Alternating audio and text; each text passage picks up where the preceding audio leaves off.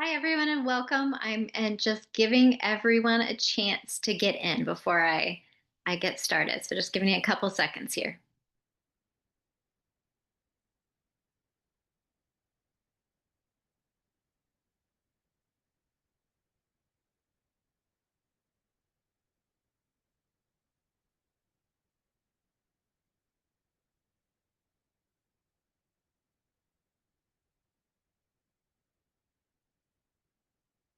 All right. I think the number has stopped climbing. So I think that we have everybody in the session now, and want to welcome you all today to our session on STEM learning in the garden. My name is Sarah Pounders.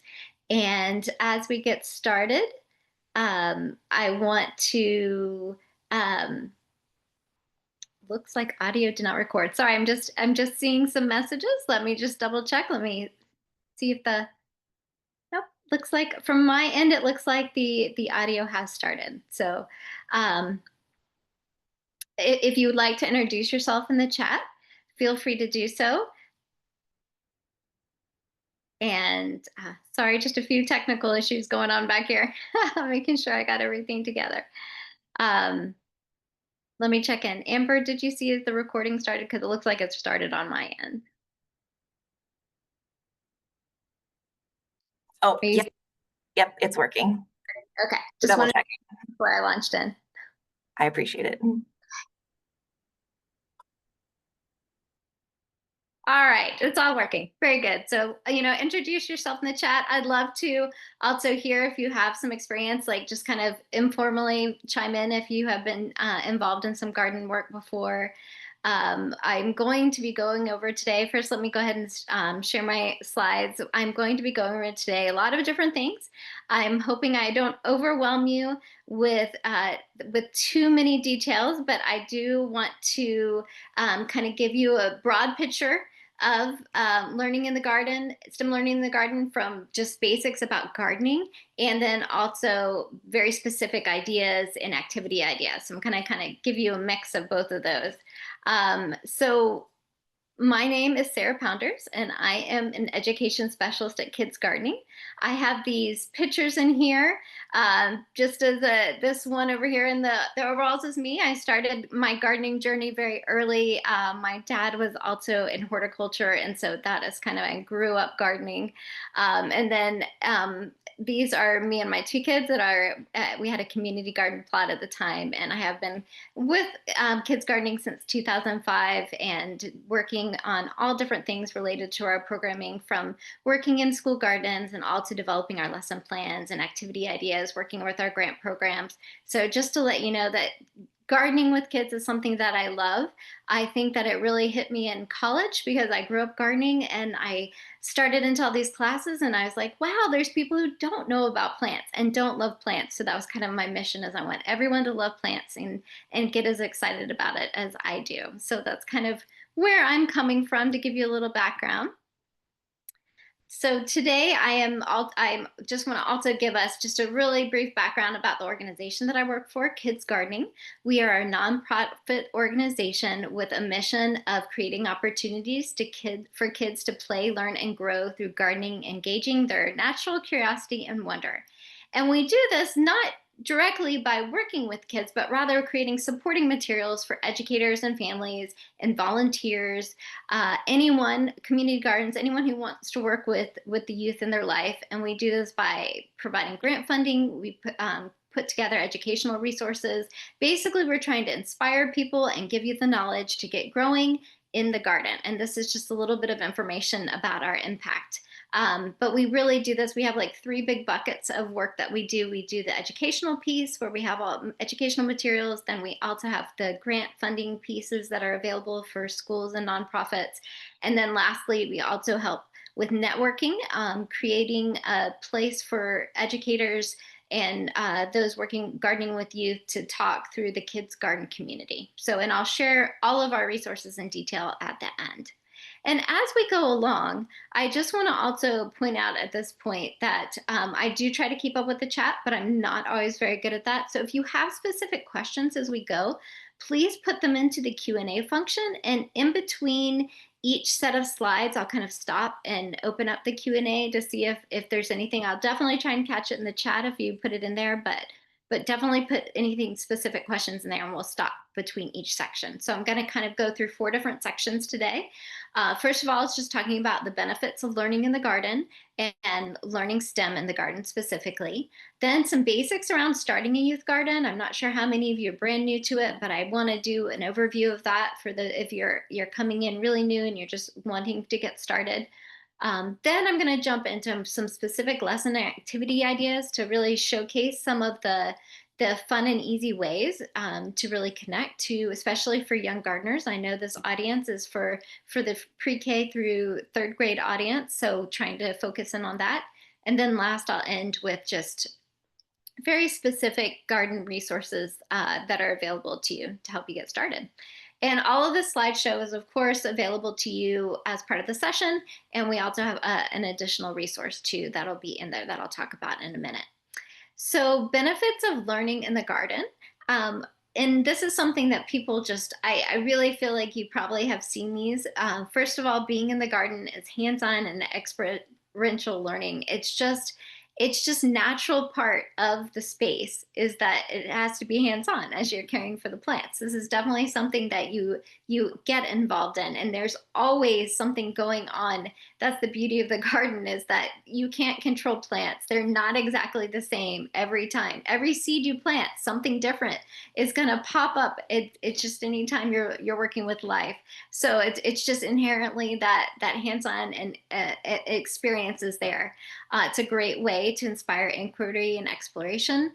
There's a natural curiosity for all ages, and this is all the way up to from 0 to 100. There's things for you to explore.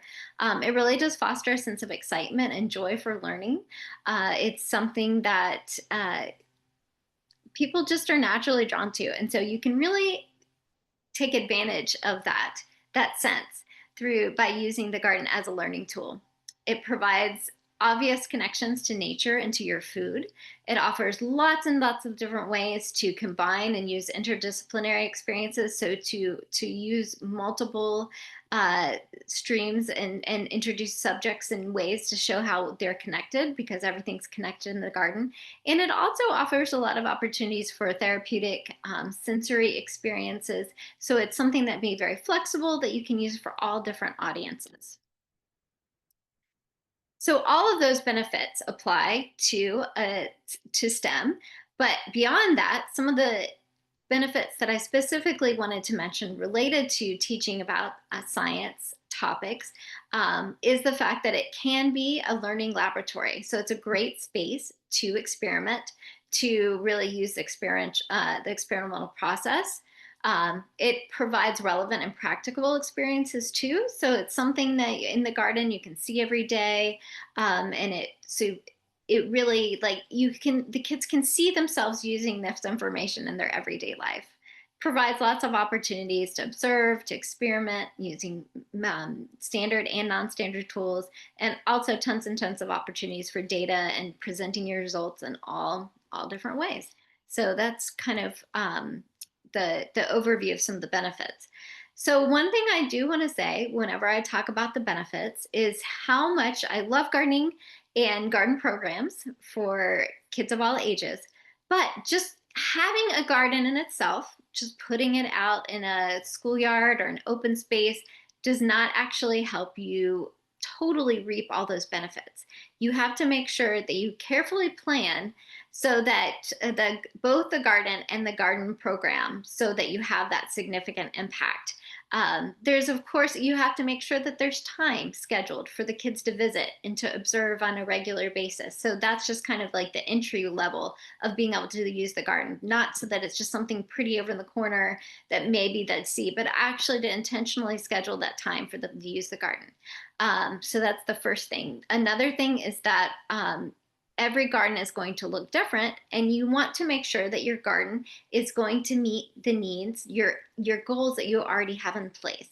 So you don't want to plant a garden and just have it's something that's additional to the things that you're already teaching. You really want it to be a tool that you want to use to teach all of the other goals and objectives you're already trying to reach. So I think that's really important to think about it as a tool rather than an additional thing, so that it's just like having a library or having a science lab. It's just one more thing for you to incorporate into all of those things that you're already doing. Another thing that's really important to remember is that a strong garden program is a marathon. It's not a sprint. There's lots of different ways to start small, dream big, and I'm going to cover some of those different things as we go along. But it's a very intentional process to making sure that it fits into the culture of your school. And I put this at the very end, is that use it or lose it. So that's very important when you have a garden, is that you find a way to use it on a regular basis, or else it tends to kind of get overlooked. So those benefits are, just by having it, you're not going to get the benefits. You have to use it. So what does it look like for anyone who is new to gardening? And well, actually, before I do that, I'll just stop here. Let me look and see if we had any questions in the Q&A real quick, just in case anything's come up. Okay, no questions yet. So please feel free as I go, if you have any questions, to throw it into that Q&A for me. So the next thing is to look at just kind of, oops, I'm going too far ahead. What are the steps? And if you want to garden, so you've decided that you want to try gardening. So where do you go from there? It can be pretty overwhelming. There's lots of different resources all over the place. You want to just start planting seeds, but really the planting the garden starts long before you actually decide any type of plants that you want. The very first part of to start a garden and a garden program in a school system would be to first develop a strong team and support network, because it takes more than one person to keep a garden program going and to keep it growing strong.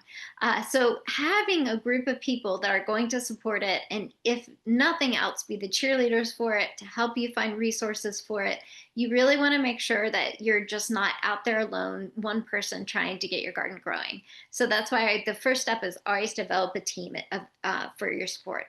Next is to identify those needs. Like I mentioned, so why do you want to garden is such an important question to ask very early on, and to identify what needs it's filling. So things that you already have identified, goals that you already know you want to try and reach with this garden program. So that's the second step. Still haven't even thought about soil, haven't thought about plants, anything like that. You're looking for the holes that you need to fill with this tool. Next is to craft your goals. So what do you want to get out of the garden? What do you hope to accomplish? And that can look very different. And it may be something like incorporating it into your science, incorporating it into your math lessons. So a garden that's the main goal will look very different than maybe a garden that is more focused on nutrition and incorporating it into nutritional attitudes and behavior growth, or looking at one that's going to be more for social and emotional growth. Or it could be a garden that's trying to incorporate all three of those kind of big topics, and that's good too, but you're going to have that, but you write those goals down to make sure you know what you're doing. And then finally, in step 4, we're looking at the design. So you're really looking further on down. And then once you have a design, you're looking at the supplies you need, then you're recruiting volunteers, and then you're planting the garden and installing it. And then you get to maintaining it and sustaining the enthusiasm and support for it. These are kind of all the big steps that you'll go through. The one thing about this step is, even though, yes, it's important to start with the support network and identifying goals, this is not necessarily a linear process. So after you've installed the garden and after you are in the middle of maintaining, it's important that you regularly stop to think, am I still meeting my goals? Do I have new needs that have popped up? Definitely, you need to constantly be recruiting team members, support network, especially if you're in schools. Parents are going to change, and caregivers are going to change. So you know that you're just constantly needing to find more and more people to help you get started and keep it going. So you're going to kind of go through these first, and then you're going to go back and forth throughout the time of your garden. So again, I've already mentioned this. The garden is not an addition to a day, but a tool to use to enhance what you're already teaching. And I find this question is really helpful to kind of stop yourself and think, why is the garden a valuable use of your precious instructional time? Um, Really, although it may seem, I mean, very few people dislike gardens. So it seems like, of course, everyone wants a garden, but really you have to make sure that it is helping you achieve those goals. So when I talk about a garden, I feel like I really need to kind of almost define what a garden looks like because they look so different. They're very flexible in size and shape and scope. And I bet everybody, if you close your eyes, I bet every one of us has a different picture of what we think of as the ideal youth garden. And that is because we all have different spaces we're working with, different landscapes we're working with. We have different resources available to us. But basically, a garden is just any plant filled space that is created by kids and adults to engage in youth gardening and to engage in plant based educational activities. So, this can be something very small or it can be something very large. And it just need you're going to identify your look at your site, look at the resources you have, and figure out what it looks like. So, for instance, you can start out very small, or if you don't have much space available, perhaps you don't actually have any soil that you can dig in. You can start with container gardens, and a container can be anything that holds soil and allows for drainage can work for your containers. Wheelbarrows, buckets, baskets. I've seen just about everything. I've seen shoes, old boots used as container gardens. And in this picture, you see some 5 gallon buckets. And I have seen a lot of really successful school gardens that are done just in 5 gallon buckets. You can fill them up with soil. It's almost like planting, it's about a square foot. So it's like planting square foot gardens. You just have to plant the right number of things in each one. And then at the end of the school year, they may remove the plants and then compost the soil that was in the buckets and then start all over again at the beginning of the school year again. So this is something that if you don't have a way to keep it going over the summer, or if you just don't have a lot of space available to you, it's some way to get started. Then kind of another way that's very common with schools is to use raised beds. And raised beds can be made from tons of different materials, rot resistant wood, concrete blocks, recycled plastic wood type products. Metal raised beds have actually become a lot more common too, that you see a lot of different companies offering those that they're very easy to construct and care for. Usually it needs to be 12 to 24 inches. The height of your raised bed depends on whether you're putting them on top of soil or, as in this picture, if you're putting them on top of concrete. And once again, you're just filling them with soil and your plants. This is really great if you don't perhaps have, oops, sorry, just skipped around too many. If you don't have, if either you're concerned about the potential contaminants in your soil, or again, if you don't actually have soil to go, the raised beds can be a good starting point. Also, it makes a really defined space. So it can be easier to mow around. You can make it different heights depending on accessibility. So there's lots of benefits to raised beds to get started. But you can also do in-ground gardens too if you have space available to you.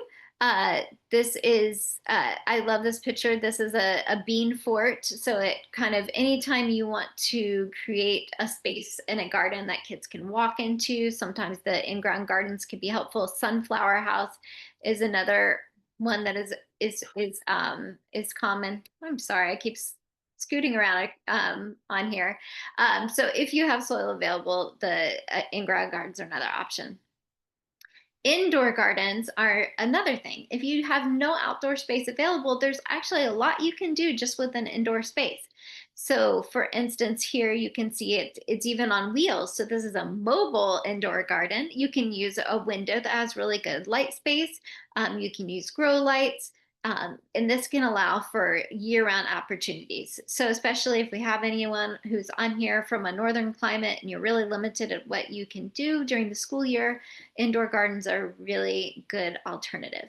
And they also, you can see them all the time. That's one of the great things. So the kids, sometimes if you have an outdoor garden, you might have to make an intentional visit out to the garden, whereas you can walk by your indoor garden or have it in your classroom space all the time. And although there is a more limited amount of plants you can grow in an indoor garden, you can still grow a lot of salad crops, herbs, house plants. There are still things available. You may just not be able to grow, large, huge tomatoes. Actually, you can grow some tomatoes though, like the cherry tomatoes can be done in indoor gardens.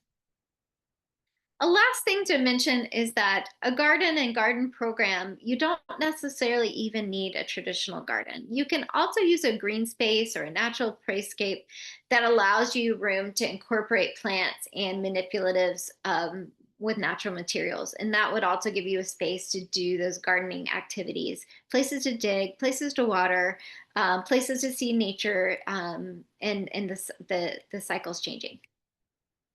So let me just stop here. I see that we had a couple questions coming up. Um,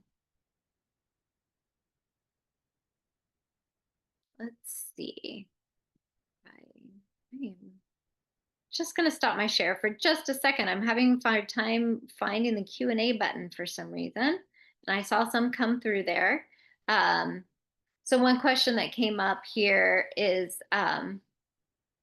that the children wear gloves when they're doing garden, and I will get to that in a minute. The other question was related to the slides, and I will check in with Amber here. Amber, what's getting cut off from the slides? What should I do to?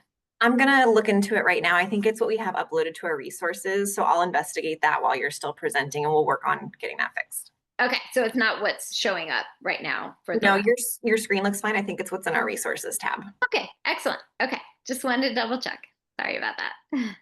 There was one more question. Oh, yeah, Irma just added it into the Q&A. Okay. When planting in buckets, do you need to put a plastic underneath, or is it not necessary?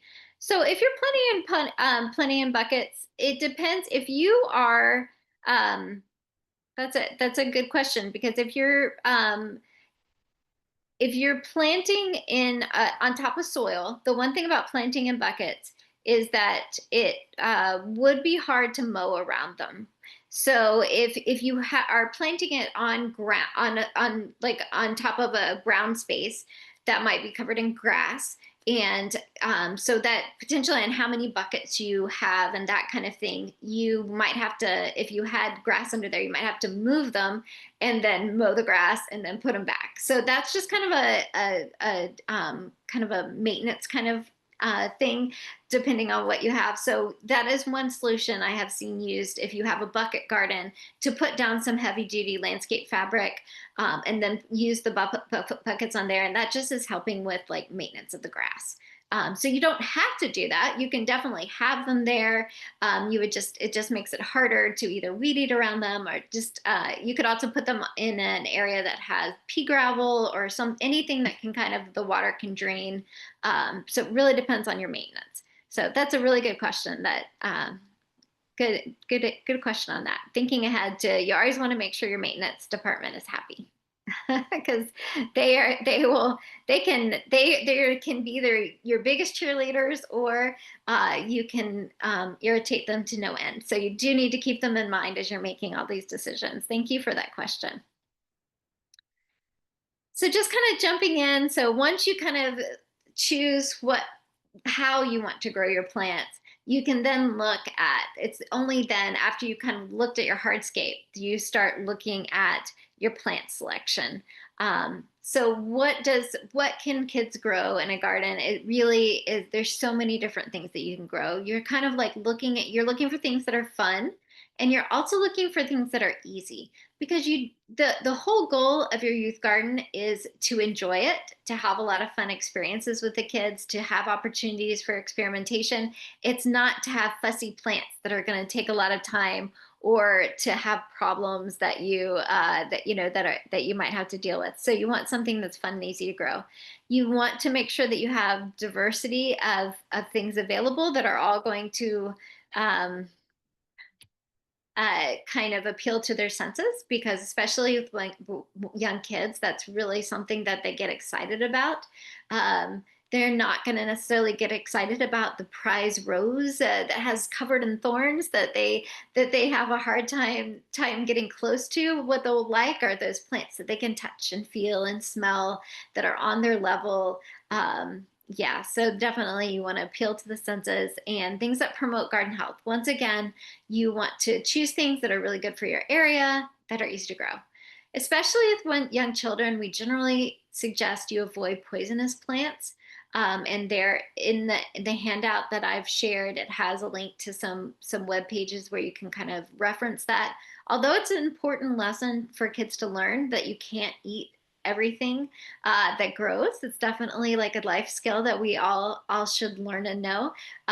Just for a standpoint of letting kids explore and really interact with the plants. Avoiding those really helps both the kids and with educators as you go. And if you're really looking for things that are good for your local area, your local extension office and your local master gardeners can be a great resource for you to find some real good plant list. And I've just kind of made a list of some of the things that really are common in youth gardens because they meet kind of these easy to grow and they're fun. So like flowering plants would be sunflowers, pansies, marigolds, cosmos. Generally, they're easy. They have kind of a long growing cycle. Some easy snack if you want to really focus on edible plants, cherry tomatoes, sugar snap peas, and lettuce. And they're just those can all be easy. Fast plants, radishes are extremely fast. They go from seed to time to pick in about 30 days. Wisconsin fast plants are another thing. If you have indoor, they're related to mustard plants, but they also just grow super quick. This is not an edible, but they from the time you plant them to the time that they make new seeds, that's very quick. Sensory plants, pretty much almost all the herbs. Lamb's ear is another really fun one to have. And also focusing on hardy and water-wise plants. So any native plants that you can find are really easy to grow, and they also can attract local wildlife. So another thing to think about. When thinking about sustaining the garden and making sure that what you've put together is going to last beyond one season and make sure that everyone can stay excited about it. Again, you're going to the keys are to make sure you're connecting it to your curriculum and your school culture. You're making sure that you have active volunteer and family engagement, keeping your community involved. You need to find a source of continued funding. Once you install a garden, they don't have to be super expensive, but they do have a few annual needs, from plants to other resources, maybe some supply chains changes, and also maintenance. So during school year, you're going to have to think about one set of maintenance usually, and who's going to take care of it when that time's going to be scheduled. And then you'll have a whole nother set of maintenance anytime you have breaks in summers. And there's lots of different ways to deal with that. And we have resources to share with you on that too. And of course, as much as possible, you're going to choose what are considered sustainable gardening practices. So those are things that just make your life easier. Things like putting down mulch so you don't have quite as many weeds, or choosing plants that are native to your area, or correct watering techniques so you're using as little water as possible. Just things like that can help you sustain the garden. And so let me stop, and I'm going to, before I get into this, let me go to the Q&A because I know that I saw one that was in there, the question about the gloves. And this does come up a lot. And there's kind of pros and cons to both with gloves. One thing is that some kids are just a little more sensitive to touching things. And they feel more comfortable when they have gloves. So having gloves available for kids in those instances where it's something that eases their time out there can be a great thing to have available. Some kids are just fine without the gloves, and they can be tricky to put on for preschool aged children. And some kids actually really like that sensory aspect of being in the soil and touching the plants. So as long as you're choosing plants, you're avoiding any like put plants that have any thorns or any kind of hazard to them, as long as you've got soil that you feel comfortable with, and that's one of the benefits of something like a container or a raised bed where you know where that soil comes from and how it's been interacted with. Then in general, then it's fine for the kids not to wear gloves as far as the safety. So it's most of the time, it's kind of one of those two things. So think about whether so have some available, but not necessarily they have to have them to wear. Um, and another question was, how do you protect your garden from cats? And that is something that I have run into two folks having problems with for sure, especially in some urban areas if there's a lot of cats. There are some people that actually avoid growing edible plants because they're worried about cats being in there and using in the soil. The one thing about it is that as long as they're less likely to invade it or to look at it like it's a litter box if it's planted, if it has mulch in it, if it's covered.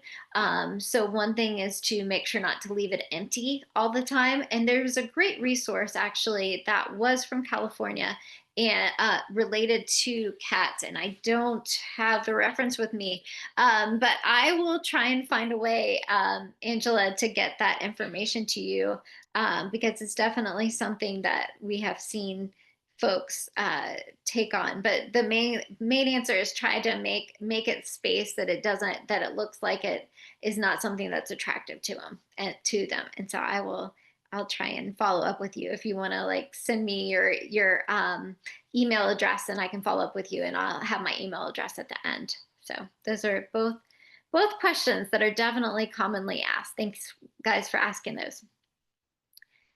So let me kind of get into some specific ideas here. Oh, Sorry, yep. Sarah. A couple came in the chat, so I think they were difficult Okay. to see, but they came in just now. There's a question about other animal poop like raccoons. And I think kind of under the same umbrella as cats, Right. would that that same set of resources you're going to look for? Yeah, I can definitely look for that.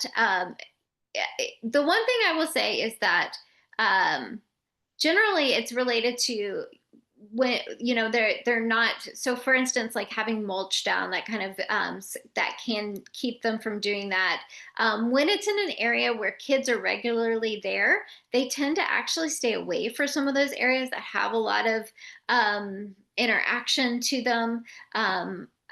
So they kind of smell like kids, and so they kind of it definitely, but it definitely can be a problem. And if you are in an area that has a particular problem with wildlife, then you really might want to consider not growing edible plants. Like if you're really concerned about potential for that, you might want to stick to more native plants, because the edible plants, because a lot of the things that we grow as edibles are not only tasty for humans, they're also tasty for that wildlife too. So they're going to naturally be attracted to it just like we are. Like raccoons are a perfect example. Like they will definitely pick your tomatoes or your peppers or that kinds of things because that is something they're naturally drawn to. So that's one of those things to think about as far as your site analysis. Also, you can do things like there are some ways to fence off your garden, that maybe might not totally keep them out, but again, it's just like detracting them so that they don't want to go there necessarily. And I like I said, I'll have to pull up some more additional information. So if people, but definitely that's part of your style analysis, thinking about what your space is like and what kind of creatures you might share it with. So good questions. Yeah. There was one more, and I think you actually just answered this. The question was, are there plants you can plant that they don't like? And I was hearing ones that aren't the edible, delicious food ones. So more of those native plant options. Well, and there are some herbs that do have a very strong scent that keep animals away. So marigolds are one of those examples. They give off a strong scent. They do kind of turn away some things. So there's lots of gardens that will plant marigolds around them, and then there's a list of some additional plants to do that too. So I will definitely see about getting that information out to you guys. Awesome. Thanks for taking all those questions, Sarah. No problem. Thank you. These are all good questions. So let me just kind of jump in here and talk about some of the ways to some activity ideas. Um, Oh, and looks like we had one other question in there that I missed, and that was related to using tires that are going to be laid on a grassy area. Should I add something under the tires so the grass doesn't grow into the flowers that are growing there? And Maria, yes, I would suggest that you lay something down. Something that we do a lot of times with raised beds, if they're going to be planted over a grassy area, is just to use cardboard to kind of layer either cardboard or newspaper underneath, a couple layers kind of nice and thick, and that will help kill off the grass that's existing there. And it also will break down over time and just kind of get incorporated into the soil. So that kind of that grass as it's covered will slowly die off. And then so yes, you might, to make sure that you kind of, it doesn't start growing through, depending on what grass is there, it doesn't grow through, cover it up with cardboard to start out with and put a layer of that under there first. So here are some ideas that I wanted to share with you guys related to science, technology, engineering, and math, and how that connects to gardens. So these are kind of the obvious ones. So connecting the garden through life science is kind of like of course it fits right there, right? You've got plant parts, plant needs, life cycles. The plants look like their parents, that plants adapt to their environment. And another really easy connection is earth science, because all of these things, weather and climate, the water cycle, soil, these are just so important related to making sure your garden grows. And it's a great way to really see a practical application of all of these things, like tracking the weather and seeing that means you have to water less, or how good soil really helps your plants grow. Ecology and environmental science is another easy connection, because as we've already talked about all the animals, we've talked about some of the things we may not want in our garden, but it's also a place for a lot of things that we find interesting and that kids can find interesting in the garden, such as attracting different insects like some honeybees, or attracting hummingbirds, or attracting ladybugs. And you can, different types of birds. So seeing how all of those work together. There's lots of opportunities for engineering technology and to put things together, from garden structures like fences, or even building. You saw that plant fort that we had earlier, lots of different ways to grow them. Kids can come up with their own solutions. You can also look at kind of technology. Hydroponics is something that people are looking into, growing your plants through hydroponic systems. And the main connection with physical science a lot of times is related to photosynthesis and looking at how plants grow their own food, which, for the younger kid level, looking at the photosynthesis long formula is not where you're going to start, but just knowing that plants grow their own food is a really important aspect, and that we all live off of this energy that the plants produce is important, is something that even young kids can appreciate.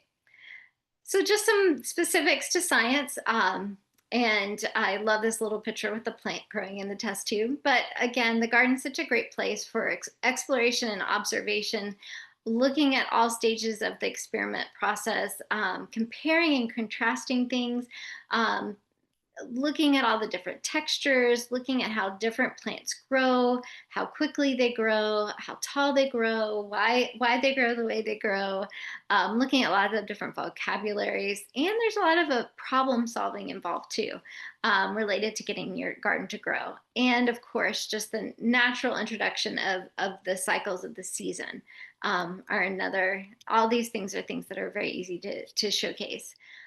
For math, one of the three ways that I love using the garden for math lessons is just because you're really using practical experiences, such as you're looking at how many scoops of soil do we need to fill our pot or our container, or looking at how many buckets of water does our plant need. So there's lots of different things that you can see the audit, like there's a reason for knowing this information and trying to figure it out. Looking at different growth rates. There's also lots of things that you can collect data and then do all sorts of graphs and charts depending on the age level that's appropriate, developing your planting schedule, designing your garden, so lots of different ways. And then of course art, if we're talking about STEAM, lots of different ways to incorporate art into the garden itself can be an inspirational for work. The garden can be a place to design and talk about all the different aspects like texture and color and shapes and sizes. It also can be a place to get materials for artwork too, from using pressed flowers to make cards for your caregivers to making natural dyes, and it can be a space for performing and an inspiration for different performing arts. So these are just kind of some of the most common things that I think of that are the ways to really use it throughout different spaces. So I wanted to kind of give you guys some broad ideas. So as one would be looking at sensory garden. So a sensory garden is just anything that explores all the senses with intentional plant design. So you're looking at things like we talked about, those the smell of mint or basil, the colors of zinnias or sunflowers. And we don't always talk about such as listening and hearing, but ornamental grasses swaying in the wind, or the money plant also kind of makes a very interesting sound when it goes, it is in the wind. So there's just lots of ways to get that set up. Another fun activity to kind of showcase how these all can work together is patterned art. So making the nature mandalas, collecting different pieces and then putting them in specific patterns, talking about different geometric shapes. You can use anything from found items from leaves, seeds, stones. Encouraging kids maybe to pick things up that have already fallen off the plants can be helpful rather than pulling. But a lot of these plants, they can, especially with young kids, if you want to grow really hardy plants like mint that just kind of take off, if you lose a few mint leaves, you're probably going to be okay. It's probably going to come back for you. This is one of the things that I use a lot with young kids because it's so easy and it has so many different uses for it, and that is a little seed viewer, and it's just kind of using a plastic cup and a piece of construction paper, and you kind of stick them in together, and you take some scrunched up paper towels and put them inside, and then you take the soup bean seeds.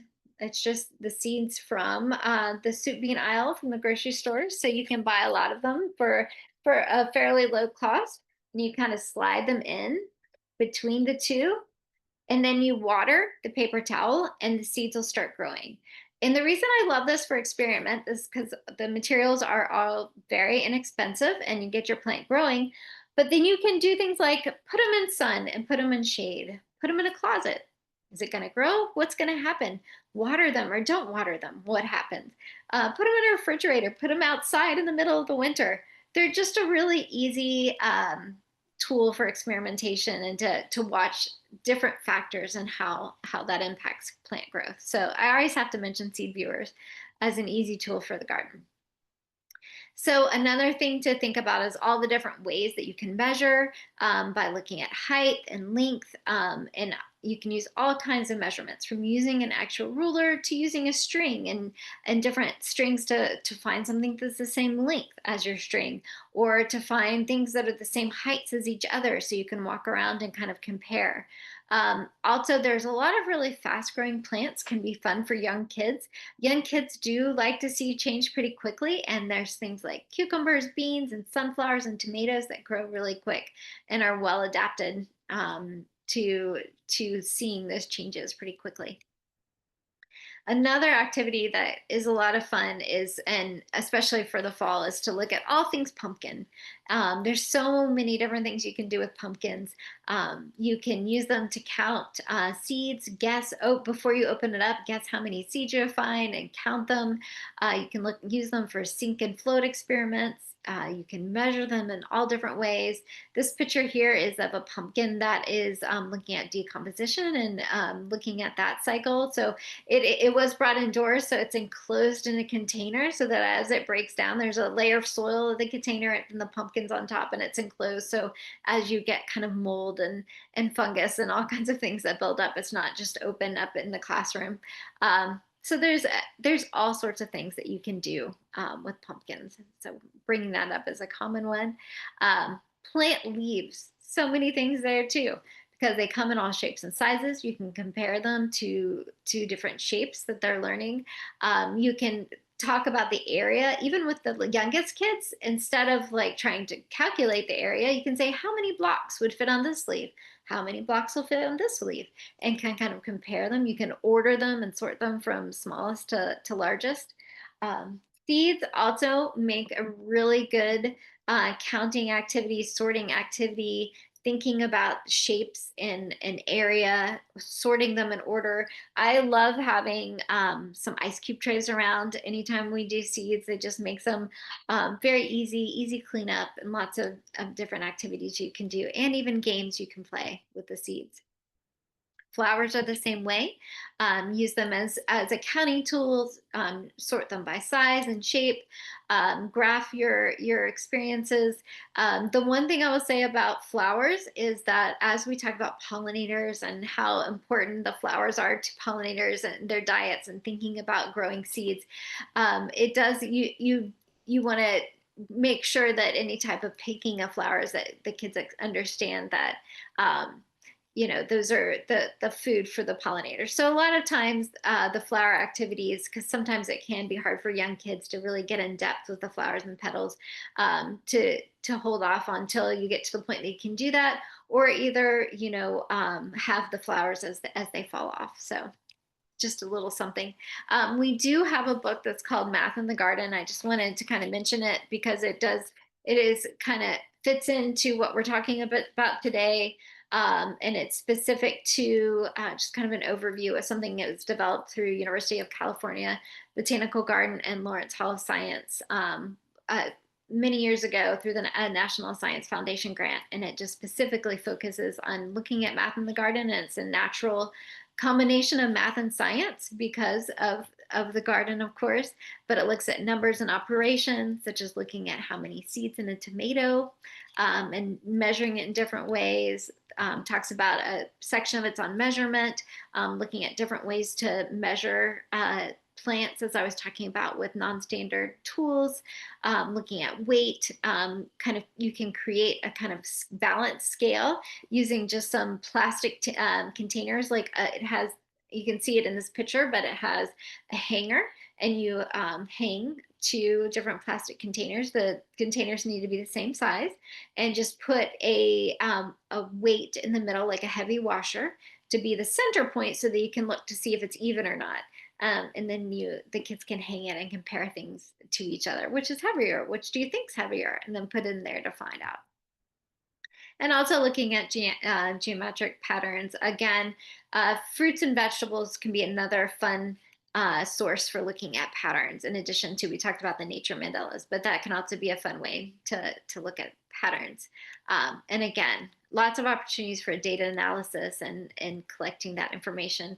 Here's an example of an activity where you're showing that how you can sort flowers in different ways. So you can sort them by color, or you could sort them by number of petals, and just seeing how the exact same flowers can be sorted in numerous ways, and still you can find those similarities between them. So some useful tools to have on hand when you're doing STEAM work in the garden. Journals or clipboards are definitely an important one. Any kind of writing implements so that you can get your that kind of encourages observation, help process observation. For the youngest kids, that may just be drawing pictures, or you may even use a dry erase board instead of paper, something that they can use out in the garden even. Magnifying glasses can be a fun addition. String can be used in so many different ways. Blocks, small buckets, again, can be used from carrying things. It can help with water, can be used for growing things in, collections. Ice cube trays, which I mentioned are a lot of fun, or egg carton trays, and kid-friendly trowels.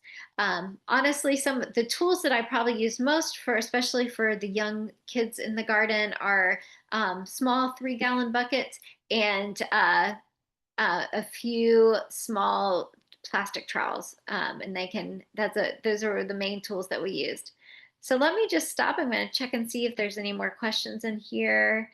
Um, that I might have come in. Oh, there's a question about, is this resource in Spanish? The Math in the Garden is not in Spanish. We do have a number of Spanish resources, and I don't believe the toolkit is currently in Spanish, but we do have some, and I'll mention those in a second. Let me show you what we have on our website here as our next thing. So, but that's an excellent question, and I will look into that for sure. This is a Gardening with Kids toolkit. We do not currently have this in Spanish, but it is something that's available. It was designed as a partnership between Kids Gardening, the National Head Start Association, and Scott's Miracle-Gro Foundation. It is divided into seasons, and it starts out with a lot of this information that I've shared related to basics of how to get a garden started and growing. And so that is all in there.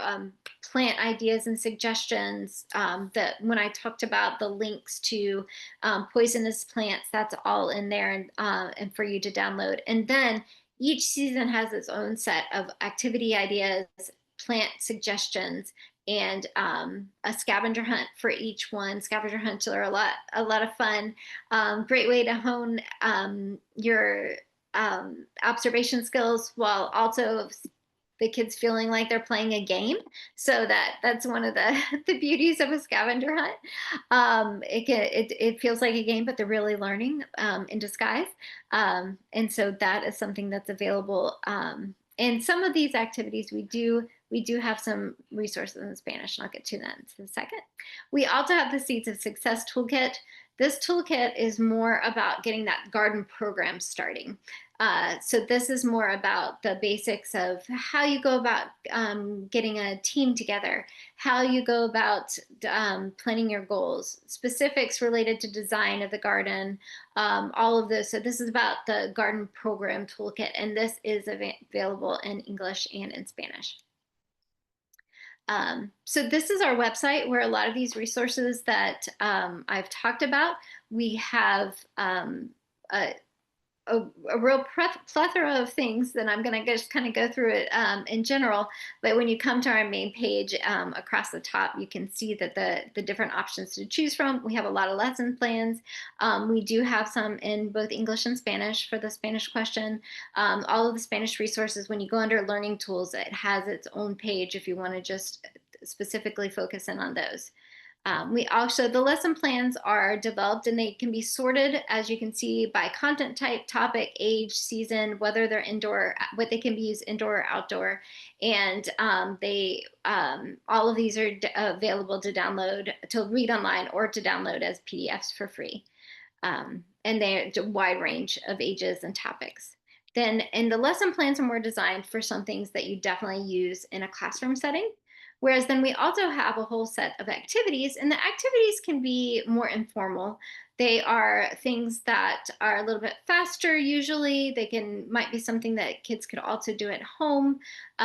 So wide range of those also. Then we have all of these other support resources. We have how-to articles. We realize that there's such a wide range of people gardening with your own comfort gardening with kids. So the how-to articles are designed to provide those real basics. So you can, it's fun to learn together, and you don't have to know all the answers to get started in the garden, but we want to give you enough information that you feel comfortable doing so. We also have growing guides about some of those plants that we'd recommend for the garden. We have digging deeper papers and garden basics. We also have a lot of garden stories if you're just looking for examples people of what other folks have done. We also have some print and digital publications, like I mentioned, the Math in the Garden, the Books in Bloom, and a few other things that are kind of more in-depth resources available. And I also just want to briefly touch on, we also offer grant programs. We do not have any open right now, but we will be starting a new grant cycle in the fall. So it'll start in September. And then we have 3 different ones that'll be kind of spread out throughout the fall with delivery of the grant materials in the spring. And those are generally available to programs for kids ages 3 to 18. And some of our programs are specifically for nonprofits and schools, and some are open to any organization. Our Youth Garden Grant is open to any organization. So something to keep an eye out. We have a newsletter that you can sign up for that you will get all that information about as it comes available. So anytime we have new resources come available, new opportunities, new grant opportunities, that all gets released in our newsletter that comes out twice a month. We also have a lot of different webinars that are available, and just related to this STEAM content, we have one called Exploring Math in the Garden, and we have one called Gathering STEAM, Science, Technology, Engineering, Art, and Math Garden Projects. All of our webinars are offered for free. There is a place where you can make a donation if you would like, but you do not have to make a donation to see any of our webinar archives. Just when you get to that spot, just type in 0 and it'll take you right to those webinars so that you can see them. It's a platform called Crowdcast. It's fairly easy to use, but just email us if you have any trouble getting through with it. And then we also have some courses that are for a small fee that are a little bit more in depth around a topic. Right now we have one called Landscape Design, one on Growing Together, which is starting the garden, and we do have one free course which is called Celebrating Cultural Inclusion in the Garden, which has all different resources related to looking at different cultures through garden activities. We also, knowing that this is a early childhood audience, want to point out that we have a garden story time that we do with National Head Start Association. We don't have the dates yet for this next school year, but there are a few archives that you can see if you'd like. We also will be adding some garden songs starting in July. We're very excited about that. That'll be on our website. And we have I mentioned that we also strive to have networking opportunities. We have what's called the Kids Garden Community that we launched together with a group of other school garden support organizations that we work with. And this is a place where you can join for free, talk to other educators and parents and get ideas, share ideas. There's a monthly community chat. There's a page where you can look up funding opportunities.